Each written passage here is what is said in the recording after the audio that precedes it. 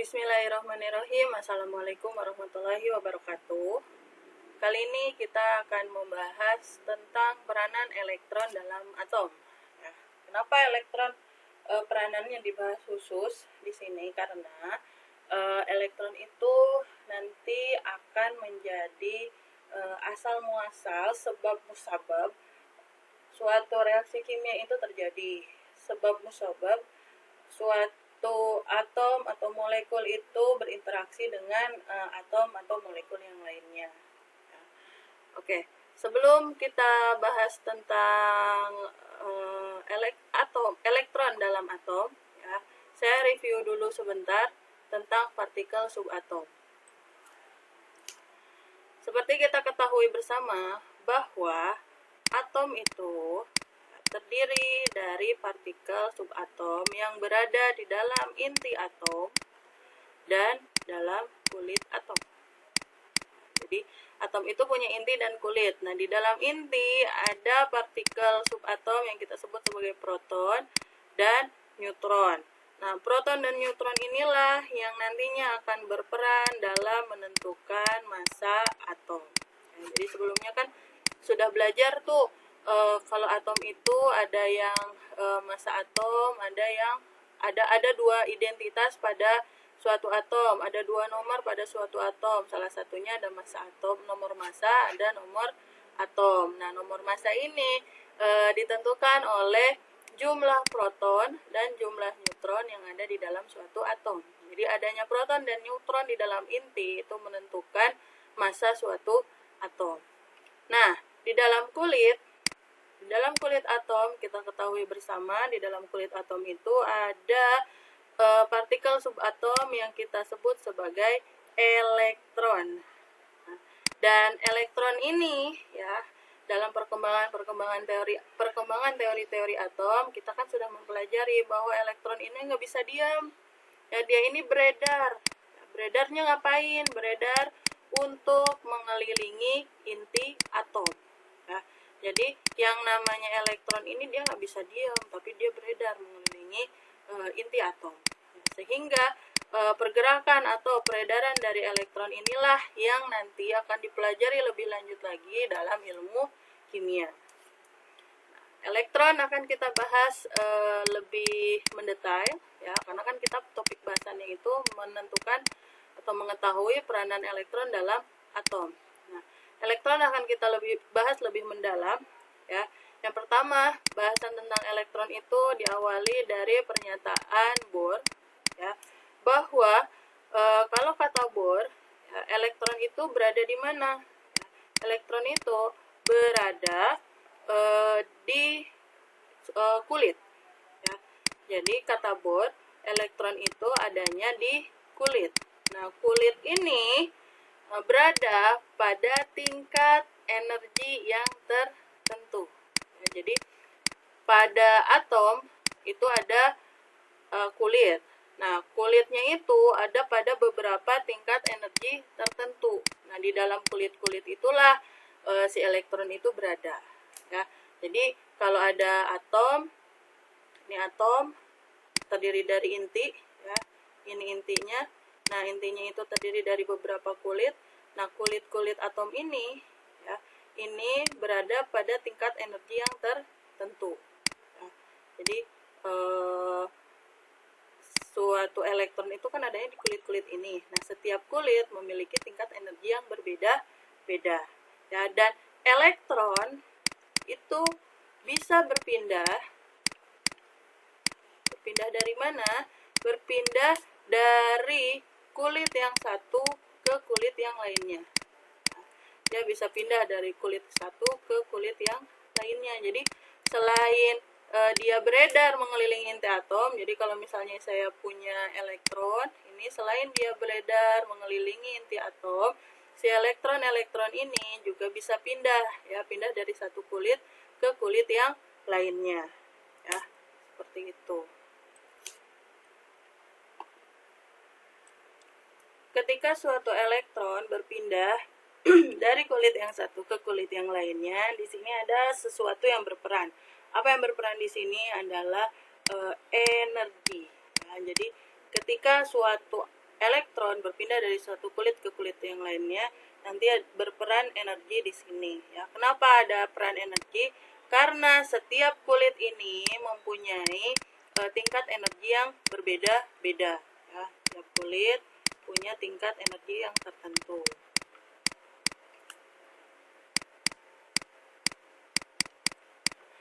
Bagaimana sih tingkat energi dari kulit-kulit atom? Ya, semakin dekat ke dalam inti, ya jadi ini kan kulit, ada kulit yang pertama, ada kulit yang kedua, ada kulit yang ketiga, dan seterusnya. Ya. Nah, semakin dekat dengan inti atom, maka kulit elektron ini berada pada tingkat energi yang terendah. Ya. Kemudian semakin jauh dari kulit atom, dari inti atom, maka kulit elektron ini berada pada tingkat energi yang tertinggi. Ya. Jadi tingkat energi yang terendah itu yang paling dekat dengan inti atom, dekat dengan inti. Kemudian tingkat energi yang paling tinggi itu dari yang jauh dengan inti. Kemudian elektron pada kulit-kulit ini tadi dia bisa berpindah. Nah, bagaimana berpindahnya? Elektron itu bisa pindah dengan cara naik ke tingkat energi yang lebih tinggi. Nah, dia bisa naik, atau bisa juga sebaliknya, turun ke tingkat energi yang lebih rendah. Nah, ketika suatu elektron itu naik ke tingkat energi yang lebih tinggi, ya maka si elektron ini akan mengalami eksitasi. Ya, jadi jika suatu elektron yang ini pindah dari tingkat energi yang lebih rendah ke tingkat energi yang lebih tinggi, maka dia akan mengalami eksitasi. Nah, ketika mengalami eksitasi, apa sih yang terjadi sama si elektron itu? Elektron itu nanti akan menyerap energi. Ya. Kenapa akan menyerap energi? Karena dia itu berpindah si elektronnya dari tingkat energi yang lebih rendah ke tingkat energi yang lebih tinggi. Ya, ibaratnya kalau kita naik tangga dari tangga yang terendah ke tangga yang lebih tinggi, tentunya kita butuh tenaga kan? Ya, makanya ketika elektron eksitasi dari tingkat energi yang lebih rendah ke tingkat energi yang lebih tinggi, atau dari kulit yang lebih dalam ke kulit yang lebih luar, maka dia akan membutuhkan energi atau menyerap suatu energi tertentu. Jadi kalau misalnya suatu atom kita kasih energi ke dalam atom ini, maka elektronnya bisa berpindah dari tingkat energi yang rendah ke tingkat energi yang lebih tinggi. Nah, proses perpindahannya ini kita sebut sebagai eksitasi. Ya. Nah, kemudian bagaimana kalau sebaliknya, elektron berpindah dari tingkat energi yang lebih tinggi, dari kulit yang lebih luar ke kulit yang lebih dalam. Sebaliknya, kalau dia turun, ya tingkat energinya turun, maka dia bukan mengalami eksitasi, tapi kita sebut sebagai emisi. Dia akan mengemisikan energi atau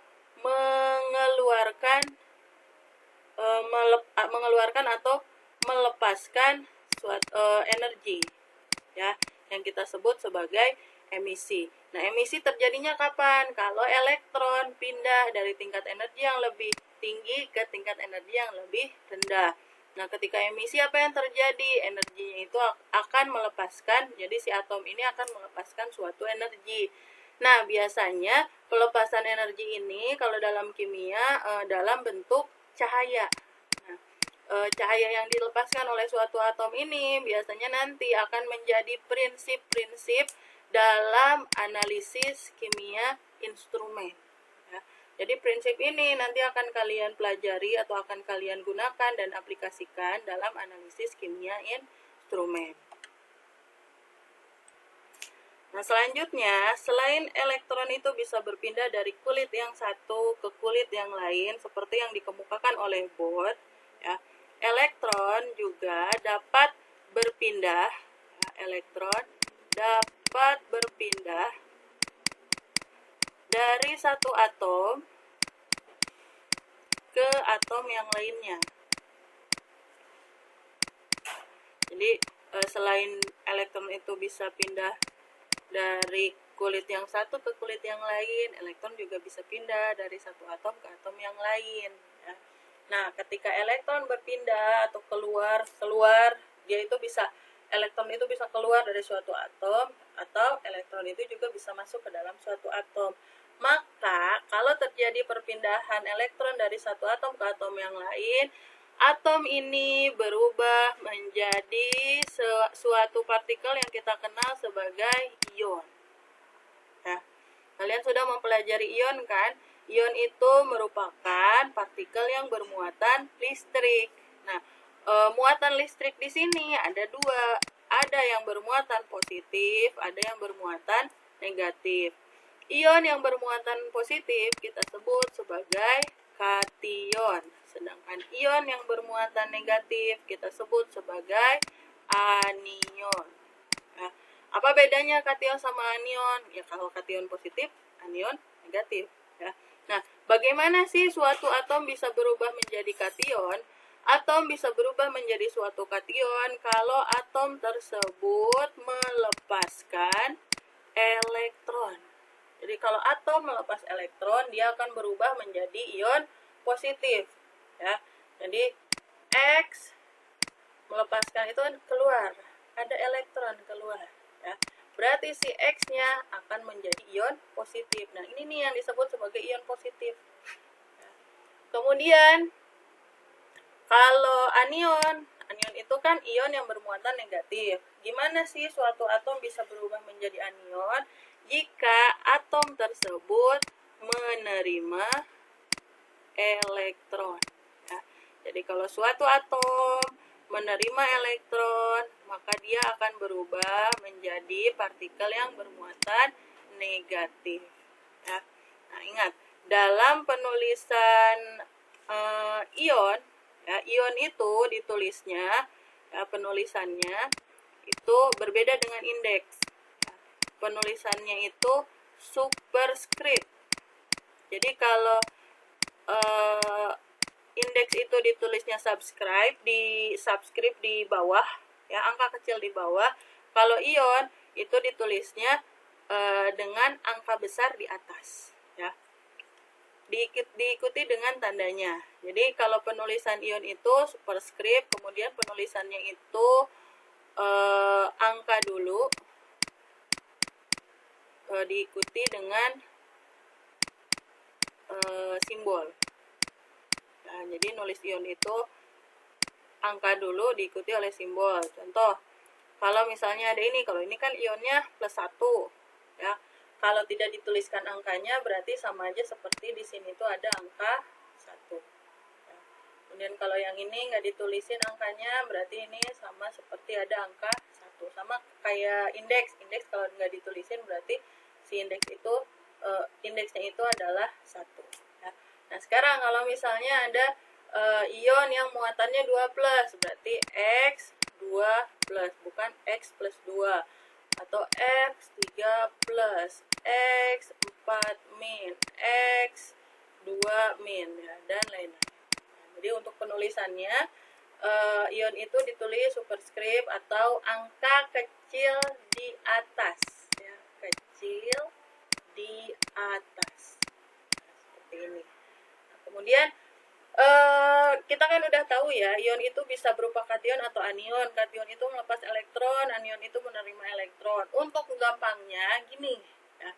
Kation itu kan positif. Kalau yang positif itu biasanya kan baik. Orang yang baik itu biasanya ngasih apa? Minta-minta. Ya, memberi atau menerima biasanya. Orang yang baik itu kan biasanya suka memberi. Nah, kalau misalnya dia atomnya itu baik, jadi plus, berarti dia itu, si atomnya akan memberi elektron. Ya, memberi kan sama dengan melepas. Berarti kalau negatif itu kan biasanya konotasinya jahat. Nah, kalau jahat, biasanya dia memberi apa? Menerima. Dia memberi apa? Meminta. Ya, biasanya dia itu, kalau yang jahat itu biasanya dia menerima, nggak memberi. Pokoknya kebalikan dari yang positif. Ya, seperti itu. Untuk mempermudah kalian memahami dari prinsip ion. Ya. Kemudian kita bahas contoh soal. Jika suatu atom, misalnya oksigen itu punya nomor atom 8, berarti jumlah protonnya 8, jumlah elektronnya 8. Pertanyaannya, jika oksigen yang nomor atomnya 8 berubah menjadi ion 2+, maka berapa jumlah elektronnya? Ya, kalau jumlah protonnya, dia muatannya berapa ke? Plus 2, plus 3, min 2, min 1. Protonnya selalu tetap, yaitu 8. Ya. Nomor atom O juga tetap, nggak akan berubah. Ya. Tetap 8. Jumlah protonnya juga nggak berubah, tetap 8. Tapi jumlah elektronnya dilihat, awalnya 8. Karena dia menjadi suatu ion yang bermuatan 2+, ingat tadi kalau dia ion positif berarti melepas atau menerima. Positif itu kan suka memberi, berarti melepas. Melepas berapa elektron? Karena muatannya 2+, berarti melepas 2 elektron. Berarti oksigen yang tadinya elektronnya 8, karena menjadi ion yang bermuatan 2+, berarti dia melepas 2 elektron. Maka jumlah elektron pada ion O2+ itu menjadi sisa 6. Seperti itu. Kemudian, kalau misalnya atom O ini yang nomor atomnya 8 berubahnya menjadi ion 2-. Jumlah protonnya tetap. Jumlah elektronnya bukan lagi 8. Kenapa bukan lagi 8? Karena dia berubah menjadi ion negatif.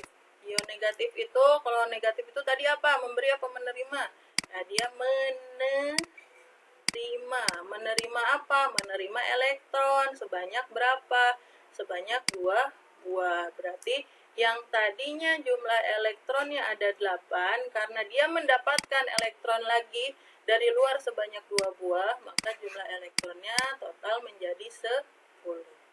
Ya, seperti itu. Oke, ya demikian penjelasan saya tentang peranan elektron dalam atom. Ya, selain elektron itu bisa berpindah dari kulit yang satu ke yang lain, mengalami eksitasi maupun mengalami emisi. Elektron juga bisa berpindah dari satu atom ke atom lain menjadi suatu kation dan anion. Kation itu melepas elektron, kemudian anion itu menerima elektron, sehingga suatu atom kalau menjadi ion, jumlah elektronnya menjadi berubah, tergantung dia berubah menjadi ion positif atau ion negatif. Dan ingat, penulisan ion itu, penulisan muatan itu, ditulisnya itu huruf kecil di bagian atas, ya, berbeda dengan indeks. Indeks ditulisnya di bawah, kalau ion ditulisnya di bagian atas. Baik, terima kasih. Demikian penjelasan saya mengenai peranan elektron dalam atom. Jika ada pertanyaan, silakan kalian sampaikan dalam kolom komentar. Assalamualaikum warahmatullahi wabarakatuh.